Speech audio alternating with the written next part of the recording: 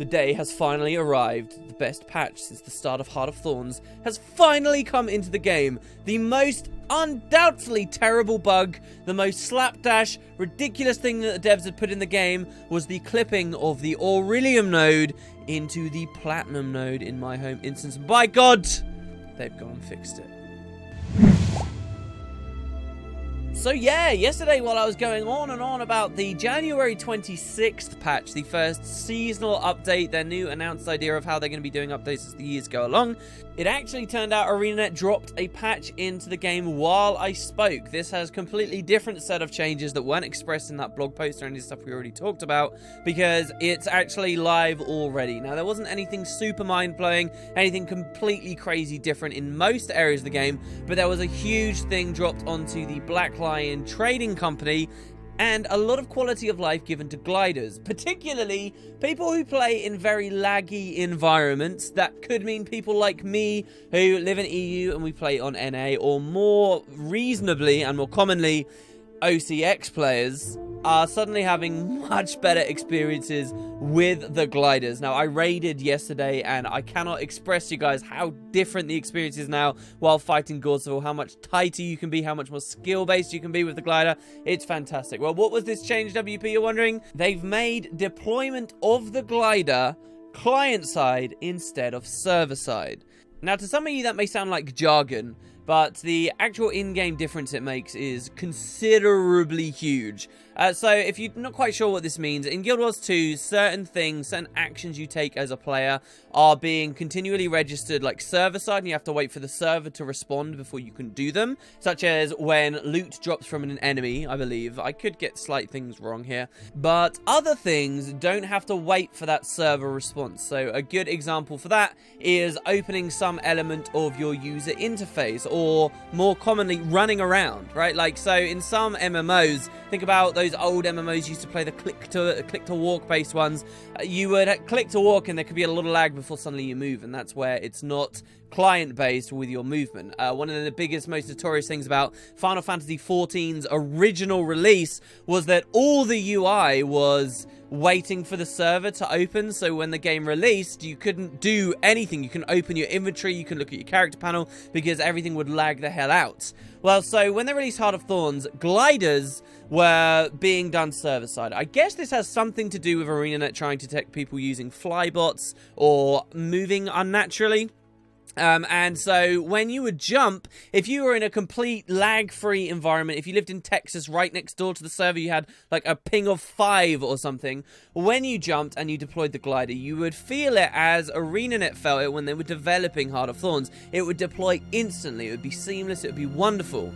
But if you had, say, 100 ping, if you had 150 ping, which is my general experience while I'm playing over on NA, there was some noticeable lag when you jump. And often, Arenanet, in their design of the jungle, in their design of mastery points and stuff, would account for this. So my experience, even though there was a bit of lag on the deployment of my glider, thus meaning I couldn't make as long gliding distances because my character would fall a certain amount before releasing it, even though this existed, I was still able to do everything fairly comfortably in Heart of Thorns.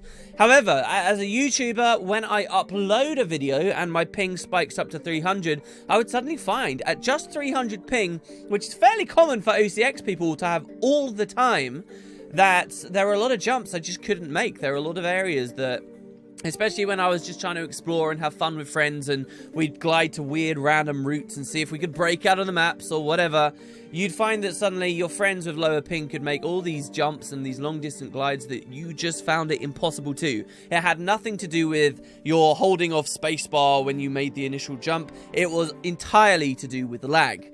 And, of course, now we've got this information that they're releasing Corteria gliding. It seems that on this patch, Arenanet decided they wanted to give some more quality of life. It's no longer server-side. Now, every single player, no matter where you're playing from, will experience that instantaneous glider deployment. And it is so responsive that people were actually able to, without advanced gliding, which is the mastery that is supposed to make you fall out of the sky when you run out of endurance, people were able to just spam the spacebar to glide without ever using any endurance when this patch first came out. That's how responsive it is, guys. It's incredible. And Arenanet actually had to respond to that. By now, there is a cost on the actual deployment for your endurance of gliding. that then, as long as you're not losing lean techniques, once you've got everything mastered, it will regen and then basically not be noticeable for a regular player, but stops that spam technique. It's really fantastic. As I say, Gorseval changed for me completely, and I think this is pretty important. Another thing that they never mentioned on the patch notes that a lot of players have been asking for is that endurance meter. Now, if, say, you've got 10% endurance left, and you stop gliding, previously it would just remove that function of the UI completely and you'd have no idea. You'd just have to roughly guess how much endurance you had. Now it will remain on the screen just a little bit faded, so it's got that extra level of polish with the fading there that usually I wouldn't come to expect from Arenanet, and it was quite nice. So there have been these much needed changes, and with it coming to Corteria, I think that means an awful lot. I think that, especially as developers, that now allows them to develop much tighter, tuned, gliding-based stuff. So to look back at Gorseval as well, those who are very familiar with that encounter in the raid, you'll know that Gorseval's giant attack that you're supposed to jump off the platform and glide away from has a big orange marker for a tell, but then a serious delay on when the damage actually comes. And I'm sure that the reason that Arenanet did that delay was to help the people with the glider issues, the updrafts, go really low down outside of the arena so that people who have a little bit of aftercast and a little bit of lag, so their glider doesn't deploy for ages, can still at least catch the updraft. It's had to be something that they've designed around a lot, and now they don't really have to. Now, if they do ever add more stuff like updrafts, which are confirmed to not be coming with Corteria for what it's worth, when they do get to that point, especially with Living World Season 3 maps, we'll see that they can do things much better. For what it's worth as well, this isn't so much associated with the patch, but they did a third blog post too that I will mention very briefly. Didn't give us too much information, but it was entirely on this topic of Corteria gliding. And they did announce something that was very, very important to me, and this is no-fly zones. So in general, the idea is they just want you to be able to fly around wherever the hell you like in Corteria, and they're throwing caution to the wind when it comes to breaking out of maps. They kind of said, hey, if you break out of the maps, that's just a part of the fun, isn't it? And I think that's a respectable thing to say as developers. I think that's quite nice. Some people might look at it as laziness, but I think that as long as people aren't accidentally breaking out of maps too often, we should be in a fairly decent situation. The fact is that any new players, free-to-play players, people coming into the game won't be gliding straight away, so they will still experience, you know, a Guild Wars 2, an exploration of Tyria that feels like it has incredible amounts of polish over it. And then, you know, if several hours into the game they finally learn to glide, and there's a couple of places where they can clip out of the map, even if it happens accidentally, it's not going to be the most damaging thing for the game. Your general experience will still be that Guild Wars 2 is a very well, as I say, polished game that, you know, you're not accidentally breaking out of or hitting unfair, invisible barriers all the time. That inclusion of no-fly zones was specifically mentioned to exist at the end of jumping puzzles. Truth is, there aren't too many jumping puzzles that do get totally broken by gliding. There are a couple, like the Behem Gauntlet is the main one that comes to my mind, which is a jumping puzzle in Ascalon where you are asked to fall a considerable distance. The only really significant thing that this will mean in the jumping puzzle areas of the game, and I suppose anywhere where there's a lot of verticality, is fall damage basically isn't mechanic anymore. It's funny to me that we're now in this place because I do remember the early betas, the early builds of Guild Wars 2 had no fall damage, and back when most of the community was complaining about energy potions being in the game, another significant complaint was that there was no fall damage. People complaining that it wouldn't be very immersive, people complaining that and I still feel this way to this day, that when you get high up on a mountain, you want to be able to look down and feel a little bit scared and feel like there's actual consequence to your footing. And Arenanet listened to that, and they added fall damage for us, which also added a couple of other infamous bugs like the sliding down slopes suddenly take loads of damage because you're lagging and die bug. And now we're in a place where Arenanet can go back to their original design of not having full damage at all. It's all been a big game of manipulation, guys. That's all it's been about, removing full damage. But yeah, not too much more to say on gliding. One other point that I will make is with the Shatterer redesign coming up very soon. Even though not every player in the game will have gliding, because not every player in the game will have Heart of Thorns, I do think it would be pretty fantastic if they integrate gliding into that encounter somehow, similar as how we bomb the Octovine or we bomb the Vine of Mordramoth or whatever. That should be very, very interesting. And I'm just kind of looking forward to, I guess, gliding off of the airship in Gendaran Fields and finally having a reason to say that my airship pass is better than the Royal Terrace pass. Alright, let's move on to something else. This patch was not entirely about gliding. That was probably one of the most significant things, though. A couple of other small changes did go through. Many of these were undocumented in the official notes. For example, the pillars that existed in the arena for the first raid encounter against the Veilguard are now actually removed out of the arena. This doesn't mean very much for most players. Certainly with the way my group tackles the raid, it doesn't mean very much, considering raiding is a very niche area of the game anyway. But I do find it kind of funny they did this. It's because there were certain tactics people were using where they had that tank basically back himself into that corner. And we had corner stacking, essentially, against Veilguard. And I guess Arena were like, no, we don't want this. We're just going to remove the corners altogether. That's how they're going to tackle the problem. Encounters with no corners. And it's basically true. There are no corners at Gorseval, and there are no corners at Sabbatha. Does that mean we're all going to be playing in circular arenas for all these encounters? That's kind of curious, but that was something that did get changed. They changed the Tangled Steps world map to cycle through some of these quite quickly to be more readable. I have not played there yet. I don't know how effective they were with doing that, but it does look fairly different. There's been loads more changes, again, as they promised, to legendary crafting and precursor scavenger hunt style stuff. Some of that stuff looks really cool, like the Dwarven spell trap, and it seems like some of the legendary crafting has some really interesting nuances to it. I actually recorded some footage of the Rodgort track just the other day, and I was really surprised how different it felt beginning that than how different it felt beginning the Incinerator, despite the fact both of these weapons that I've experienced now, their tracks, they're both fiery weapons that you'd expect to be similar, but they're totally different, which is always nice. You want that flavor in there. There were changes to SPVP. These are important. Chief among them, no more Smurf accounting. So no more of top teams deliberately playing with alt accounts of theirs that are in the lowest of the divisions to reduce their matchmaking, to help them stomp players who undeservedly are getting into unfair matchups. So this is a big change. It does come at a cost. For those who really haven't been following, it was very easy to do this. You would just make a free-to-play account, and then there you go. You just play on that for a little while, and your guildies would enjoy the benefit of getting all their pips, and then one of you would rotate out, and someone else would do it. Actually, I think the people doing this deserved a much bigger punishment than they actually got. And hear me there when I say bigger punishment, I actually mean they didn't get punished at all, even though they were quite clearly match fixing. It feels like Arenanet favoured the top end teams. It feels like they favoured their very small community of very competitive PvPers, because if they know that they punish those people, they're just going to kill the scene even further. So they kind of got special treatment. Seems a little bit weird. I know some people are very, very, very much have a hard on for that argument, but regardless, that possibility is now gone. And so now, if I'm in, you know, my full team of Diamond players and I deliberately have one of my guys swap to be Amber, that Amber account will not tank our, you know, MMR or matchmaking or anything. That Amber account will have to compete against full Diamond matchups. It now always accounts for the highest ranked guy. It may seem obvious to you guys that this is how it should have been from the start, but it's not actually obvious. This does come at a cost. The cost now is players who are now in very high divisions really aren't well incentivized to play with new players who are just getting into the PvP scene. They're going to see that, say, you're Amber or whatever, and they're going to think, oh man, I don't know whether I want to play with you. I don't know whether you're any good, you're unproven. And it kind of gets harder for new people entering the scene to find teams, because they've got this badge next to their name that marks them as a newbie, and nobody's going to be willing to touch them with a 10-foot pole. So that is the trade-off, and that will affect things. That is a negative thing.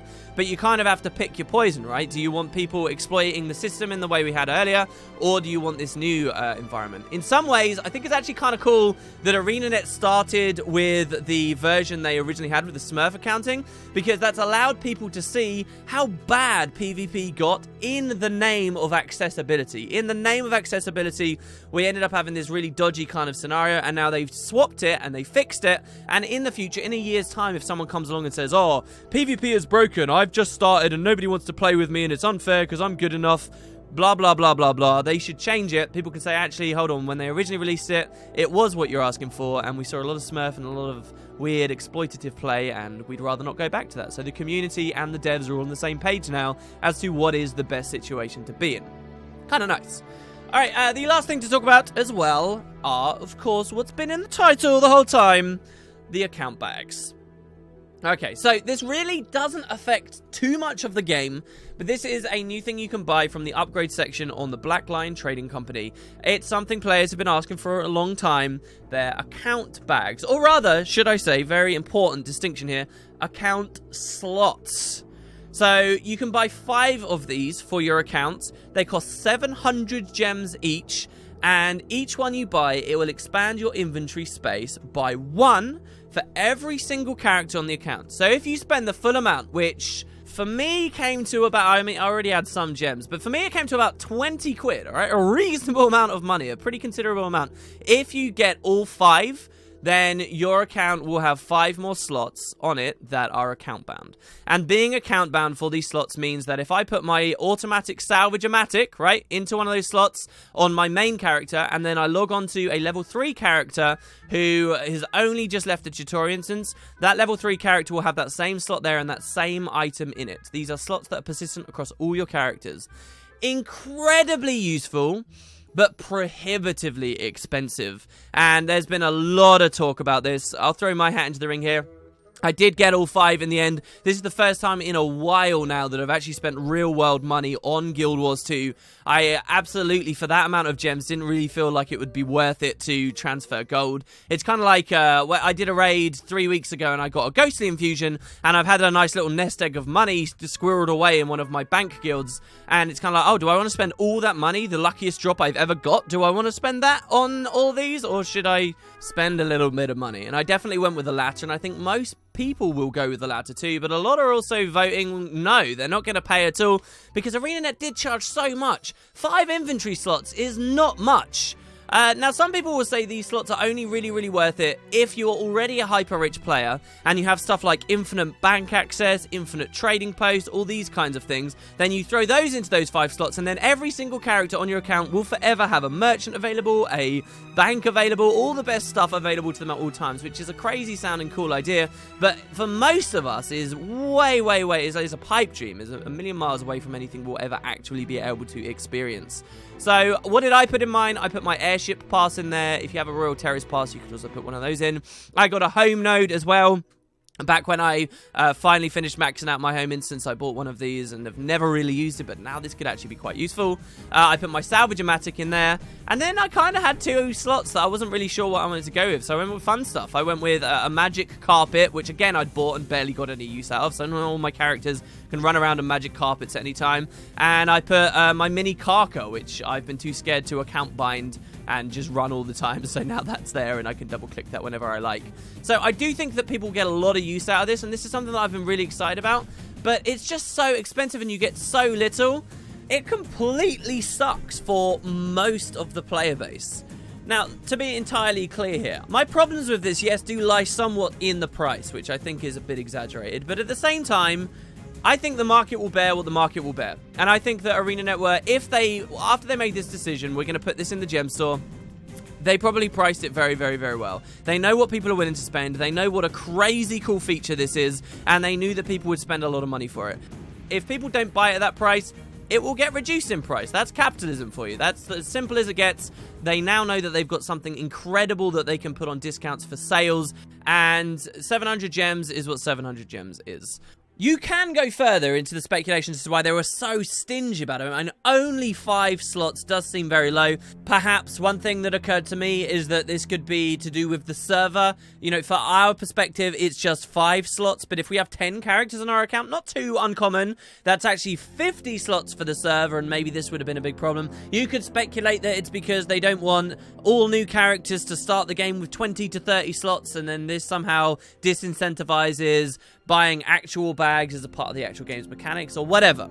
That's really not the main thing on my mind. What really gets to me is not the price, but the original decision where they decided that this was going to be a gem store thing. They saw that they could earn a lot of money on the gem store, and instead of actually making this an interesting part of the game, instead of integrating this into existing crafting systems, instead of giving us cool ascended quality bags, instead of doing any of the things that myself and many other members of the community have speculated about on how you can expand the bag system and make it fun with future updates, instead of doing that, any of that, and actually making a part of Guild Wars 2, they opted for the cash grab. And that's a sad thing that keeps happening. That's basically the gem store in a nutshell, right? They put cool stuff in there and you just wish that it was actual in-game rewards.